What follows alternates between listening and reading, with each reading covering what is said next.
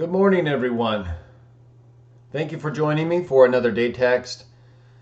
Today is Saturday, May 18th. We do these day texts every weekday morning and Saturday morning between 5:30 and 6:30. I had today's day text scheduled for 6:30, but I after watching yesterday's day text, and which I did around 6:30, I noticed that it made my I had a brown shirt on, and it made my brown shirt and my kind of light brown skin, tan skin, look kind of bluish or light bluish, and that's because I had I had my lighting, my room lighting on, and then I also had my front window kind of the shades open, so I was getting the natural lighting with the artificial lighting, and it just didn't quite create the right lighting. But the message was good, and that's all that matters. But I didn't want to. I it seemed like because I was combining the morning light with the natural unnatural light in the room that it was causing that condition. So I'm going to start a little earlier, even though it's starting to get lighter where I am. But I can keep the window shades closed and just deal with whatever lighting is going to work best. I think unless it's fully daylight and I can get the complete natural sunlight in, it doesn't quite work. And it's better to use the room lighting. So, but I'm right in that period in the morning where, I want to do these day texts early enough to where we can get our day started and get going, and when the sun is coming up. So I'm trying to find that right time for both people waking up, for me, and to get going with my day, and then also the lighting. So I'll keep working on it. But either way, we'll continue our day text groupings in the letter of 1 John. We're working our way through the biblical letters and texts. We also consider other related histories, but our primary focus is the Bible and the biblical books and everything having to do with the Bible and with the God of the Bible and the one whom we believe that God sent to save mankind, Jesus Christ. So we promote the God Jah. We believe in Jesus as the Messiah, and our teaching with regard to everybody is that we treat others the way we want to be treated. But that doesn't mean we allow ourselves to be taken advantage of by people who do not have very good motives. So we do our best to act wise as serpents and innocent as doves, like Jesus taught us. And to that end, we consider these day texts to try to build up our knowledge and understanding of these scriptural texts, these biblical texts, these histories having to do with those who, like us, worship the God Jah. Okay, so today we're going to be reading 1 John chapter 2, verses 7 through 11. I grouped the verses from our day text together to try to make as concentrated of a point as possible, so we don't have too much to talk about, and therefore are likely not able to talk enough about some of the more important things. So I try to just focus on one or two main ideas, but you're free to comment on anything you want, and to the extent that we have time, we can discuss it. Okay, I'm going to read 1 John chapter 2, verses 7 through 11. There are some bracketed alternate renderings, and I may read one or two. The others are just there for you, and then we can talk about them as they pertain to the text. Okay, 1 John chapter 2, verses 7 through 11. Verse 7, Dearly loved ones, I am not writing a new instruction or new order to you. Rather, it is an ancient instruction, which was available to you from the beginning, or from the start. The ancient instruction is the message which you heard.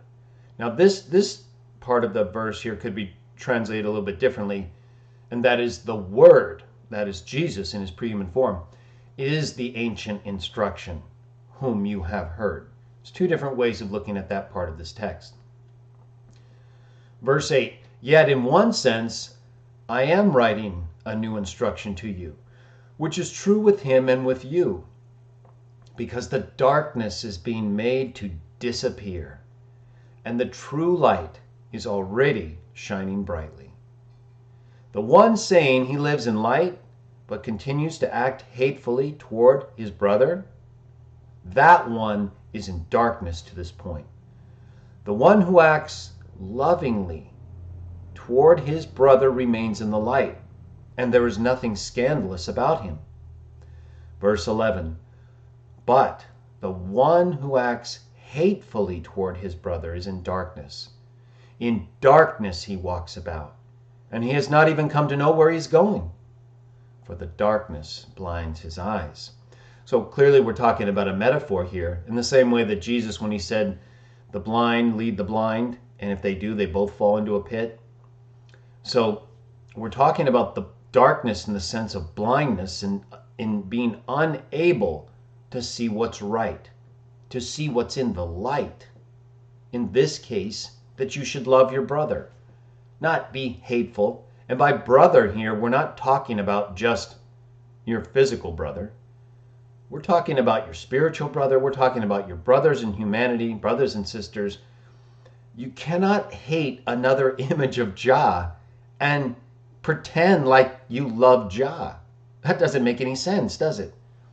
How can you hate another image of Jah and love Jah? Well, you might say because the images, that is certain humans, do things at times that do not reflect Jah. And that's true. And that's why we often do dislike each other. But that does not give us a reason to continue hating each other, because we know the reason why images of Jah in human form make mistakes and do bad things is because of the sinful condition we inherited due to the choices of Adam and Eve, the choices of people born after them, and the influence of wicked spirit sons of God. So that we should have an understanding of the problems we're facing, to the extent that it allows us to better deal with other people. Now, some people don't, of course, accept what we believe about sin and Adam and Eve and our first parents and the God Jah. So in their minds, they're just out to take advantage of anybody they can, right? In their minds, it's a dog-eat-dog world, even though we're not dogs. They see each other as dogs. What does that tell you? Either way, they use those kind of dumb, idiotic sayings to justify their terrible behavior, because they know as an image of Jah, they're not made to hurt other images of Jah. But they do it anyway. So they need some dumb saying to help them feel better about their terrible, disgusting actions in hurting other people. And this is really the difference between those who want to serve Jah, or who are just following the law of their heart, and those who are really, as they say themselves, dogs. They're not really humans. They're male or female, but they're not really humans in the sense that they reflect the will of Jah. They're hurting other people, stealing things, lying all the time. Boy, that's not an image of Jah. That's an image of darkness. And that's what they like, right? They promote this false light of Lucifer, and they don't even know who Lucifer is. All they know and care about is that it represents a false light that's meant to counteract the true light. And so they run to the false light, only to find that they're blind as bats when they get there. It's terrible. Look at the entertainment world today. It's disgusting. I mean, these movies and TV shows are some of the worst pieces of garbage on the planet that's ever been produced. And these people are actually spending money and time to prepare this stuff. That's the way they reward humanity with their life, by giving us this filth and trash. It's so disgusting. And they promote things that are abusive, racism, homosexuality, all the things that destroy society, that destroy your body and destroy your mind. That's what they're promoting. It's a false light. It's darkness. And yet people run after it. Oh man, they run after it like flies to the fluorescent light, and then they just get fried. It's terrible. So we don't want to be like that. We're in the world. It's not like we avoid everything, right? But that doesn't mean we have to run and participate in disgusting behavior, or participate in lies and schemes to defraud people, steal and cheat your way through life. Who wants to live like that? They do. Let them have it. Let them have the darkness. We want the light. I want the light, and I want the light to shine brightly so it exposes every single thing in the darkness and every single person hiding in it. That light is coming. Jah is a fire, and he's going to remove all of the celestial lights and become our light. I'd like to see anyone do something bad while he's shining down upon the earth. It's not going to happen, not for very long. And it's a shame that it even happens now, right? Even with the sun and moon and the lights we have of the stars. Why are we acting in terrible ways before Jah without trying to make amends or apologizing? That's okay. We do those things. Darkness is not for a person who's making mistakes and then trying to do better. Darkness is for the person who's not trying to do better at all. They want the darkness. They want the darkness because the light will expose what they're doing, and they don't want people to know. They don't want you to know that they're liars, cheats, and thieves. They don't want you to know they're murderers and homosexuals. They don't want you to know that they despise you and hate you because you believe in Jah.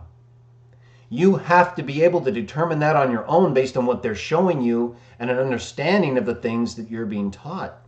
Otherwise, you're just going to be lied to and deceived, and you'll find yourself in the darkness, whether you like it or not. So what we choose to do and the people we choose to do it with will be a huge factor in whether or not we find ourselves in the light or we find ourselves in the darkness. And once you're in the darkness, it's very difficult to get out. You have to be willing to come to the light and let it shine upon you and accept who you are and what you've done. And then try to do better as you come into the light. Okay? These are the better ways. The darkness is the worst ways. You don't get better in the darkness. You get worse. Much worse. It just seems like you're okay because everybody else is in darkness with you. And so you don't have this sense of urgency or awareness like people in the light do, or the sense of contentment that comes from being in the light. When you're in darkness, the light at first can be difficult. And when you're with people who are trying to keep you in the darkness, you're really in a tough spot because you've got to strive. You've got to reach out for the light. You've got to run to the light because they're not going to let you escape the darkness so easily. So try not to get involved with people who you know only want to do the things that oppose Jah, right? Lie, cheat, steal, hurt other people, be hateful to your brother or sister, and blaspheme Jah and Jesus. Anyone who does those things, just leave them be, treat them like a person of the world, do what you got to do, and move on. Do not linger in conversation, in the presence, nothing. You get out of there. You do not need to be around the darkness. I don't care if it's a TV show, a movie, anything. Get away from the darkness or it will consume you. We can't avoid it completely. I know that. I have to deal with darkness myself every day. But I don't linger in the darkness. I try to get out of there as fast as I can and back to the light. Because in the light is where I'm going to see clearly.